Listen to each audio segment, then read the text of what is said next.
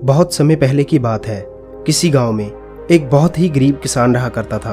वह उसके पास 3 खेत थे और वह बहुत मेहनत करता था, लेकिन उसके जीवन से गरीबी खत्म नहीं हो रही थी। वह इस बात को लेकर बहुत परेशान था। इस बात को उसने अपने एक बहुत अच्छे मित्र को बताया। उसके मित्र ने उसकी सारी व्यथा सुनी और उसने उसको एक विद्वान महात्मा के बारे में बताया जो यहाँ से दूसरे गांव में रहता था। वह लोगों की परेशानियों को सुनकर समाधान बता देता था। वह किसान अपने मित्र की बात सुनकर अगले ही दिन महात्मा से मिलने चला जाता है। वह महात्मा की कुटिया में जाता है। वहां पर महात्मा अपने शिष्यों को उपदेश सुना रहे थे और वह किसान भी वहां पर उनके उपदेशों को सुनकर अच्छा महसूस कर रहा था। और वह किसान उनको अकेले में मिलता है और वह अपनी परेशानी को बताता है और महात्मा उसकी परेशानी को सुनने के बाद कहते हैं कि मैं तुम्हारे घर आकर हालातों को देखूंगा और फिर कुछ समाधान बताऊंगा। और फिर वह किसान वहां से चला जाता है और फिर 2 दिन बाद महात्मा उस किसान से मिलने के लिए उनके घर आते हैं। वह महात्मा बहुत विद्वान थे। उनके पास गांव के लोग अपनी परेशानियां लेकर जाते थे और वह महात्मा उनका समाधान बताते थे। जब महात्मा घर आए तब किसान घर पर नहीं था।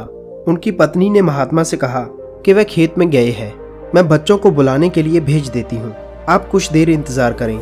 बच्चा तुरंत ही अपने खेत पर पहुंचा और पिता को बताया कि घर पर महात्मा आए हैं। ये सुनकर कुछ ही देर में किसान खेत से अपने घर पहुंच गया। किसान के साथ उसका पालतू कुत्ता भी था।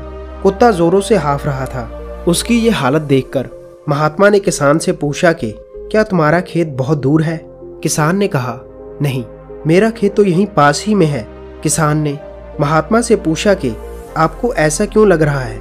महात्मा ने कहा कि मुझे ये देखकर आश्चर्य हो रहा है कि तुम और तुम्हारा कुत्ता दोनों साथ साथ आए, लेकिन तुम्हारे चेहरे पर बिल्कुल भी थकान नहीं है, जबकि तुम्हारा कुत्ता बुरी तरह से हाँफ रहा है।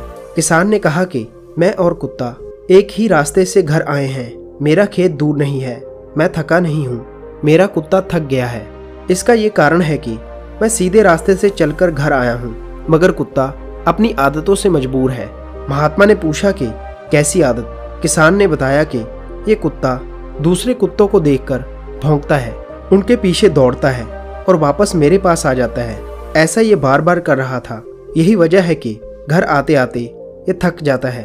अब महात्मा ने कहा कि ठीक यही स्थिति हमारे साथ भी होती है।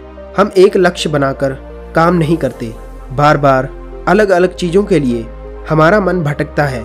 इसी वजह से हम कोई बड़ा काम नहीं कर पाते। जीवन में सफलता और सुख चाहते हैं तो दूसरों की चीजों को देखकर परेशान नहीं होना चाहिए। बस अपना काम ईमानदारी से करना चाहिए, गलत चीजों के पीछे नहीं भागना चाहिए।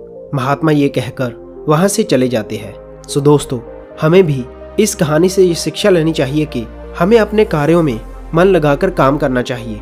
दूसरों की सुख सुविधाओं की ओर मन लगाएंगे तो हमारा काम बिगड़ेगा और सफलता नहीं मिल पाएगी। अपना काम ईमानदारी से करेंगे तो धीरे धीरे हमारी परेशानियां भी खत्म हो सकती है।